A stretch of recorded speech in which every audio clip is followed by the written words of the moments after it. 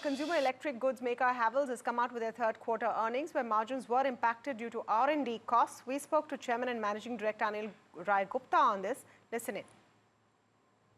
I think overall we are quite positive and satisfied with the performance of the quarter. 11% growth in the quarter where, there was negative growth in case of domestic wires where there was destocking in the channel due to fluctuation in prices. Otherwise, we actually see X wires, the growth of the company has been 14%. So we are satisfied that, with the third quarter, with the industrial and infrastructure demand staying robust, but the consumer sentiment also started showing some positive things. And, so overall third quarter has been satisfactory. There were certain one-offs which led to a certain depletion in the margin, but I think both switchgear and ECD, where the margins were a bit lower, should be coming back to normalized levels soon. So overall, we are quite happy with the performance. Right. Mr. Anil, you said you'll come back to the original margins soon. Can you define how far are you away from coming back to those margin levels? Yeah, I think generally switchgear hovers around 38 to 40%, where in this particular quarter it was 36% due to a factory relocation, some orders. But I think, again, as I said, 38 to 40% is a normalized level that we look at. Even in ECD, because this is a appliance-heavy quarter, with fans coming in the fourth quarter, first quarter, we should come back to normalized levels soon. We have seen an expansion in the margins in Lloyd, and that journey should continue to be positive. So overall, I think we should be coming back to normal levels very soon.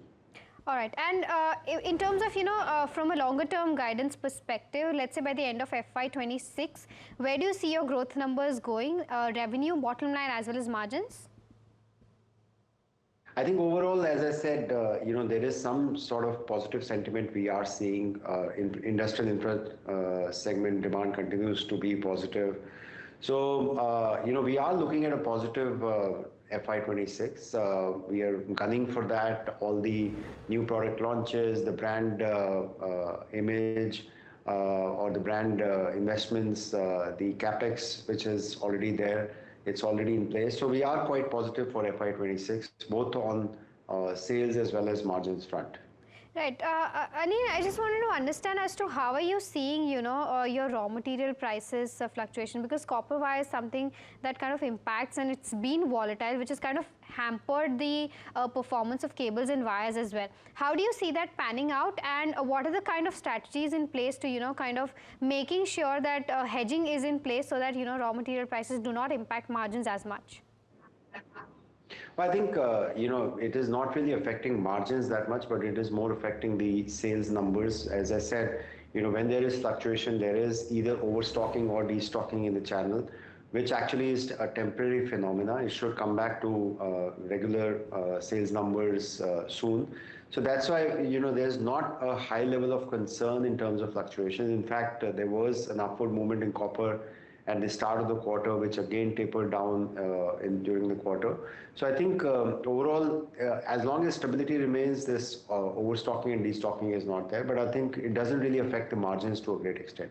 Right. And in terms of, the kind of demand scenario right now, if we see, it's like a cycle right now when it comes to, the overall demand of cements as well as paints, because cement demand has not been much. We've seen that there was a slowdown in paints as well, which is why we've seen cables and wires and switchgear's demand also going down. But this has been the, idea for FY24. But I believe that now demand in case of cements is picking up, which will be followed by paints and, cables and wires and switchgears as well. How are you viewing this? What's the cycle like? Well, you're right. Actually, generally speaking, there is a positive sentiment in the real estate sector, which should positively impact all the products related to that. Usually our products come towards the end of the cycle of the real estate. So it should mean a positive outlook for FY26 and 27. All right. And, we're already 9 months into FY25 overall. What's the last, kind of guidance that you have in terms of FY25 ending? Because, overall top line wise, bottom line wise, and margins, you've already said that, they should, come to normal levels soon. But top line and bottom line, what is the kind of guidance that you have? I think if we look at the 9-month performance for the company, the growth is still mid double digits. The margins have been similar to that of last year. Usually the fourth quarter is a positive quarter because some seasonal products like air conditioners and fans start kicking in. So I think we are quite hopeful that the trend which has been there in the 9 months should continue. A positive trend should continue, and which will augur well for the company as the overall FY25 is concerned.